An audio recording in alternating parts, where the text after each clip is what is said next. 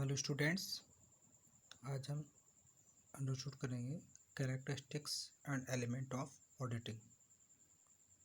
अंकेक्षण की विशेषताएं एवं तत्व।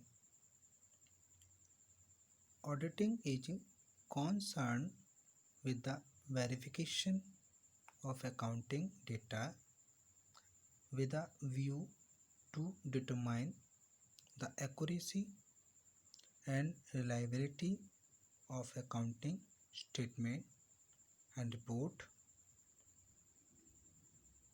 Auditing is a systematic examination of the book and records of a business, of other organizations in order to ascertain or verify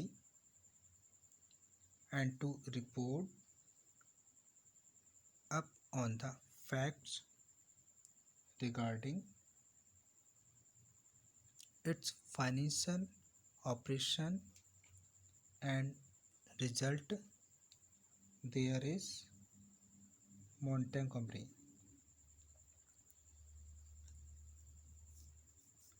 अंकेक्षण एक संस्था को पुस्तकों तथा सौदों के लेखे की व्यवस्थित जांच है, जिससे अंकेक्षण व्यापार के आर्थिक व्यवहारों का सत्यापन कर सके और उसके विषय में अपनी रिपोर्ट दे सके।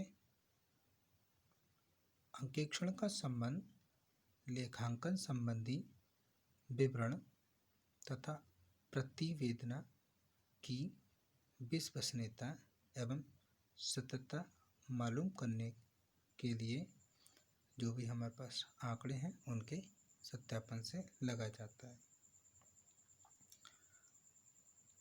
अंकेक्षण लेखा पुस्तक और व्यवसाय की एक बड़ी जांच होती है, जो उपलब्ध उसके पास जो पेपर होते हैं, प्रूफ होते हैं, साक्ष्य होते हैं, उनकी मदद से जो भी अकाउंटिंग है उसकी शुद्धता की परीक्षा के उद्देश्य से उनकी जांच करता है, ताकि अंकेक्षण ऑडिटर एक रिपोर्ट दे सके कि जो चिट्ठा है, बैलेंस शीट है, वो किसी इंस्टीट्यूशन की इकोनॉमिक कंडीशन, प्रॉफिट लॉस का सही चित्र प्रस्तुत कर रहा है या नहीं, या अकॉर्डिंग टू रूल बनाए गए हैं या नहीं। अब हम देखेंगे characteristics and element of auditing, अंकेक्षण की विशेषताएं या तत्व। तो वन बाय वन अंडरस्टूड करते हैं। पहला है संस्था का होना, मतलब किसी इंस्टीट्यूशन का होना। तो अंकेक्षण केवल संस्था का किया जाता है। प्रारंभ में इंस्टीट्यूशन से आशय केवल व्यावसायिक संस्था से लगाया जाता था, मतलब जो बिजनेस करती है ऐसा इंस्टीट्यूशन ही व्यावसायिक संस्था हुआ करती थी, और अंकेक्षण केवल संस्थाओं का किया जाता था।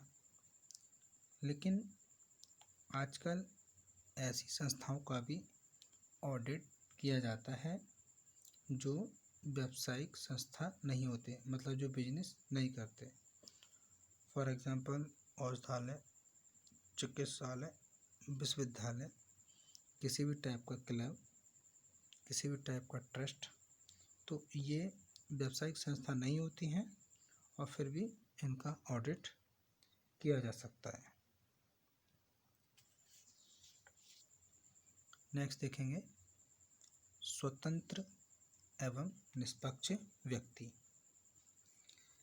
देखिए, अंकेक्षक एक ऐसा व्यक्ति होना चाहिए, मतलब ऑडिटर एक ऐसा व्यक्ति होना चाहिए जिसका बिजनेस और उससे रिलेटिव इंस्टीट्यूशन से किसी भी टाइप का कोई भी रिलेशन ना हो, तभी वह निष्पक्ष भाव से अंकेक्षण के कार्य को पूरा कर सकेगा। तो अंकेक्षक में ऐसी क्वालिटी होनी चाहिए, ऐसी विशेषता होनी चाहिए, ऐसा व्यक्ति होना चाहिए कि ना तो उसे व्यवसाय से और ना ही किसी संस्था से किसी प्रकार का कोई रिलेशन नहीं होना चाहिए, क्योंकि रिलेशन होगा तो वो निष्पक्ष भाव से अपने कार्य को पूरा नहीं कर पाएगा। इसलिए उसका किसी भी व्यवसाय या संस्था से किसी भी तरह का कोई संबंध नहीं होना चाहिए, ताकि वह अपने काम को निष्पक्ष भाव से पूरा कर सके। नेक्स्ट, लेखा पुस्तकों की शुद्धता एवं सत्यता की जांच। देखिए, अंकेक्षण में लेखा पुस्तकों की न केवल मैथमेटिकल जो शुद्धता होती है उसकी जांच की जाती है, बल्कि एक ऐसी स्पेशल जांच की जाती है, विशिष्ट जांच की जाती है, ताकि ये भी जानकारी ली जा सके, ये भी पता लगाया जा सके कि जो अकाउंटिंग्स बुक्स हैं वो पूरी तरह प्योर है नहीं है, कंप्लीट है नहीं है, अकॉर्डिंग टू रूल बनाई गई हैं या नहीं। नेक्स्ट, प्रमाणकों का प्रयोग। लेखा पुस्तकों की शुद्धता और सत्यता की जांच के लिए हर लेखों का मिलान प्रमाणकों से किया जाता है। प्रमाणकों का मतलब ऐसे सर्टिफाइड पेपर जो उस अकाउंटिंग से ही लिए गए हैं। तो लेखा पुस्तकों की शुद्धता एवं सत्यता की जांच के लिए प्रत्येक लेखों का मिलान जो उससे संबंधित प्रमाणक हैं उससे किया जाता है, या दूसरे शब्दों में हम कह सकते हैं कि पुस्तकों में कोई भी ऐसा व्यवहार नहीं लिखा जाना चाहिए जिसका प्रमाणक न हो, और न ही कोई ऐसा प्रमाणक बचना चाहिए जिसका पुस्तकों में लिखा नहीं हुआ हो। तो यहाँ दोनों चीज़ें ध्यान रखनी होगी कि कोई भी ऐसा व्यवहार नहीं लिखा जाना चाहिए जिसका प्रमाणक ना हो, और ना ही कोई ऐसा प्रमाणक बचना चाहिए जिनका लेखा पुस्तकों में नहीं हुआ हो। नेक्स्ट देखेंगे, निश्चित अवधि, फिक्स पीरियड। अंकेक्षक का कार्य एक निश्चित अवधि से संबंधित लेखों की जांच करना होता है। मतलब उसको एक टाइम पीरियड दिया जाता है, तो उस टाइम पीरियड में उसे जितने भी रिलेटिव अकाउंट्स हैं उनकी जांच करना होता है। तो नॉर्मली ये जो पीरियड होता है 1 फाइनेंशियल ईयर होता है, मतलब एक वित्तीय वर्ष होता है।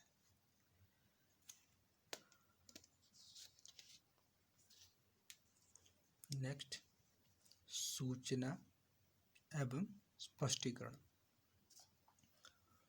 यद्यपि लेखा पुस्तकों की जांच का आधार प्रमाणक ही होते हैं, मतलब जो पेपर होते हैं उससे लिए गए वही लेखा पुस्तकों की जांच के प्रमाणक होते हैं, लेकिन ये जरूरी नहीं कि प्रमाणकों के आधार पर लेखों की जांच से ही सारे फैक्ट, सारे तथ्य क्लियर हो जाएं। कुछ स्पेशल ट्रांजैक्शन का वेरिफिकेशन करने के लिए वह सूचनाएं एवं स्पष्टीकरण भी मांग सकता है। नेक्स्ट, सिद्धांतों का पालन। खातों की जांच एवं लावानी खाता या चिट्ठा को वेरीफाई करते समय अंकेक्षक को कुछ प्रिंसिपल को ध्यान में रखना होता है।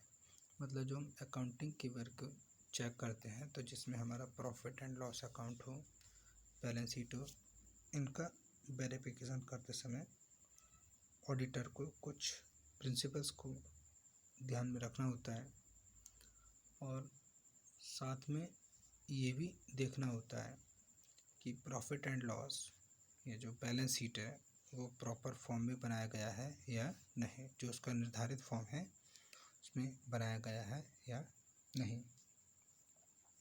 नेक्स्ट, विज्ञान एवं कला। अंकेक्षण विज्ञान एवं कला दोनों है। विज्ञान तो इस अप्रोच से है कि अंकेक्षण के कुछ उद्देश्य होते हैं, कुछ निश्चित नियम होते हैं, कुछ सिद्धांत होते हैं जिनको हमें अटेन करना होता है, मतलब प्राप्त करना होता है, इसलिए हम इसको विज्ञान कह सकते हैं। और कला इसलिए है क्योंकि इसमें ये बताया जाता है कि उद्देश्यों को पाने के लिए, मतलब पहले तो विज्ञान इसके उद्देश्य तय कर देता है जिन्हें हमें प्राप्त करना होता है, और दूसरा कि उद्देश्यों को पाने के लिए क्या क्या करना चाहिए, तो ये दोनों चीज़ में शामिल है। तो इस प्रकार अंकेक्षण एक और विज्ञान है व दूसरी ओर कला है। नेक्स्ट देखेंगे प्रतिवेदन, मतलब रिपोर्ट। अंकेक्षण कार्य पूरा होने पर अंकेक्षण की लाभदायकता, आर्थिक स्थिति, लेखा पुस्तकों की शुद्धता, पूर्णता व नियमानुकूलता के संबंध में एक रिपोर्ट देता है, जिसे अंकेक्षण का प्रतिवेदन या रिपोर्ट कहते हैं। आगे इसके ऑब्जेक्ट्स हैं। ऑब्जेक्ट ऑफ ऑडिट, अंकेक्षण के उद्देश्य। तो ये जो अंकेक्षण के उद्देश्य हैं वो इसमें 3 कैटेगरी में डिवाइड है। मेन ऑब्जेक्टिव, मुख्य उद्देश्य, subsidiary objective and other objective, जिसको हम नेक्स्ट वीडियो में कंप्लीट करेंगे। Thank you students.